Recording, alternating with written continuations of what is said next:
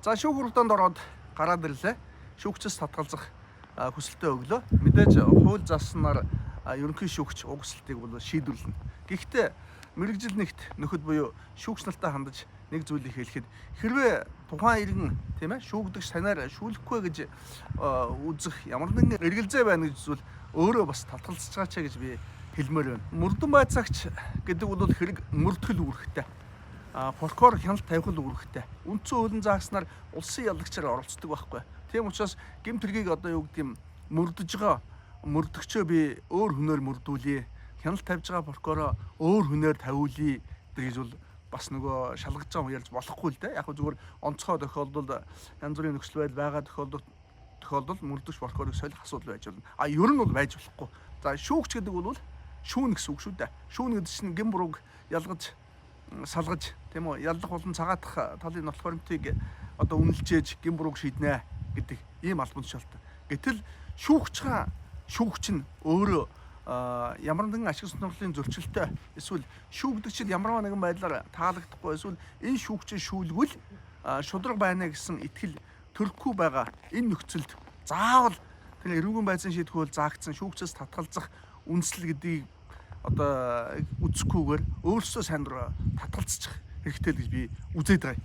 Шүүгчээс татгалзаж байгаа эсвэл шүүгч нь өөрөө татгалзаж байгаа асуудал нь хэрэг хянан шийдвэрлэх ажиллагааг удаашруулж байгаа, саатуулж байгаа асуудал биш байхгүй. Дараагийн шүүгчийн шийдэл явчих штеп. Тэгээд заавал тэр хэргийг тэр шүүгч, уншсан шүүгч өөрөө шүүнэ гэж зүтгээд байх хэрэггүй л байхгүй юу.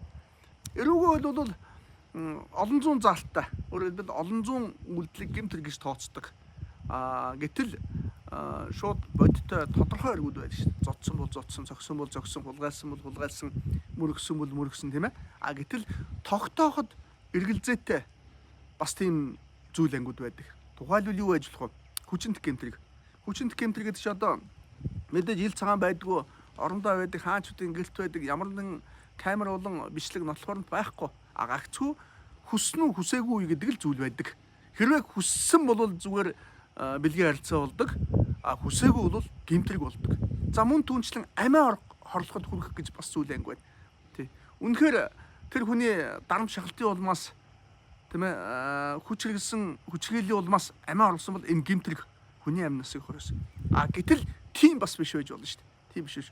Өөр бусад хүчин зүйлийн улмаас хүн амиа оруулсан байж болно шүү дээ. Энийг наривчилж тогтоох ёстой байхгүй юу? Энэ тохиолдолд шүүх буюу шүүгч шүүгдэгчийн гаргасан санал хүсэл тийм ээ. Шүүгдэгчийн өмгөөлөгчийн гаргасан хүсэлтүүдийг одоо болжгүй л хангах хэрэгтэй.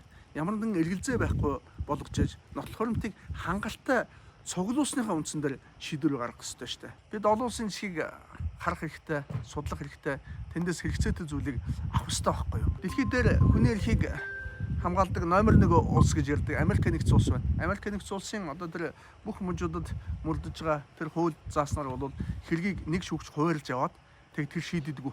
Ягаад гэвэл энд ашиг сонирхлын зөрчил мөн түнчлэн одоо хувийн одоо дүгнэлт одоо орно гэж үздэг учраас тэгэхээр яах нь шүүгүүд хэрэг ирлээ. Хэрэг ирэнгүүт нь өөр нэгэн одоо шүүгч хүсэлтийг шийддэг. Тэр шүүгч хэрэг хавцлыг уншидгүй гагцгүй талуудыг суулгажгаад хүсэлтийг сонсоод үндсэлтэй байна гэж итгэл үнэмш төрвөл хангалттай нотлох баримтаа гаргавал тэр хүсэлтүүдийг хангадаг. Хүсэлтээ хангаад ажиллагаа дуустаа гэсний дараа нөгөө жинхэнэ хэрэг шүүгч нь хэрэгээ одоо шүүдэг. Хэрэг шүүхээс өмнө бол тэр хэргийг унших ёсгүй. Гэтэл манад яаж ийн? Хэрэг шүүгтэр ирлээ, нэг шүүгчд хуваарлагдлаа. Нөгөө чинь хэрэгээ уншчин түүний дараа хүсэлтийг өөрөө шийднэ. За тэгээд хэргийг өөр шүүгчээр шийдүүлнэхээр шүүхээ ачаалал бүрэн хөрөхгүйгээл бас юм ярьдаг. Ахаал бид нар олон улсын жишгийг харах хэрэгтэй. Би ахаал Америк нэгдсэн улсын одоо хуулиар жишээ авъя. Тэнд бол шүүгчийн нөгөө тэтгэл тогтоох нас гэж байна. За тэтгэл тогтоох насанд гарснаас хойш одоо туршлагатай шүүгчнүүд хэрвээ шүүгч өөрөө зөвшөөрөх юм бол одоо тал цагаар буюу 50% цагаар одоо шүүн туслах үйлчилгээнд оролцдог. Тэр шүүгч бол хэргийг бүхэлдэн шийдэхгүй. Сая яриад байгаа энэ нөгөө хүсэлтүүдийг шийддэг. Энэ чинь олон улсын жишг шүү дээ. Одоо ихтэй сургуульч байж шүү дээ. Профессорууд 50% багш, 50% профессорууд өөрөөр хэлбэл тэр хүний мэдлэг чадвар туршлага тийм үү багшийн шүүгчийн тийм мэдлэг чадвар туршлагыг ашиглаж байгаа байхгүй тэр. Тэгэхээр энэ цалин усны асуудал бас ярьдаг. Гэхдээ шүүгч нь эрүүгийн хувьд бол төрийн асуудлыг шийдэх ёстой. Иргэний болон захиргааны хэрэг маргааны хувьд бол улсын тэнцвэрийн урамж төлж байгаа шүү. Маш их юм мөнгө төлж байгаа байхгүй. Гэхдээ тэр төлсөн мөнгнөөс нь шүүгчийн асуудлыг шийдэлтэй. Нэг хэрэгдэрлэхэл нэг шүүгчийн 1 сарын цалингийн асуудал байж байгаа шүү. Гэтэл өнөөдөр юу болж байгаа? Шүүхийн ачаал ихтэй байна. Нэг шүүгчсээр 30-аас 40 хэрэг байна л гэж ярьж байгаа шүү. Тэгээд нэг хэргийнхэнд улсын тэнцвэрийн урамж нь нэг шүүгчийн 1 сарын цалин шүү. Тэгвэл одоо шүүхийнхээ хуулинд өөрчлөлт энэ одоо дэвшилттэй хэрэгцээтэй одоо зүйлийг бид нар авах хэрэгтэй шүү дээ. Өчигдөр олон нийтийн сүлжээнээс би ерөнхий сайдын хэлсэн үг гэдэг нэг зүйлийг уншлаа л да. Тэр юу гэхээр юм өмнөх ерөнхийлөгчийн томилсон одоо 40 гаруй хуулийн байгууллагын одоо ажилтнууд байна, шүүгч нар, прокурор нар байна. Эдгээр улсууд бол одоо хуулийг завхруулж байна гэдэг агуулгатай пост байлаа. Энэ хэрвээ ийм байгаа бол эдгээр улсуудаа солих хэрэгтэй. Үнэн. Гэхдээ нөгөө талаас ахаад миний сая яриад байгаа нөгөө шүүхийн шинжилгээний асуудлыг эргэцэн орчин боловсронгуулах асуудлаа хийх хэрэгтэй байхгүй. Тийм учраас хууль зүйн дотоод улсын сайд Нямбаталд хандаж хэлэхэд бол энэ шүүхийн шинжилгээний асуудлаа одоо түргэн хийгээч. Энэ чинь нэг тийм асуудалтай зүйл биш байхгүй. Заавал энэ хуулийн өөрчлөлт чинь бүхлээр нь цогцоор нь эсвэл бөөнд нь ч гэдэг юм уу те нэг мөр хийнэс ойлголт байхгүй шүү дээ. 4-5 өдөр бол хууль батлаад байгаа уусаа. Тэгэхээр хуулинд нэг өгүүлбэр бол оруулчих шүү дээ. Саяхан шиг одоо юу гэдэг юм шүүгчийн мэдлэг боловсролыг ашиглаад одоо хэрвээ өөрөө зөвшөөрөх юм бол одоо 50% шүүгчээр ажиллаж болно ч гэдэг юм уу.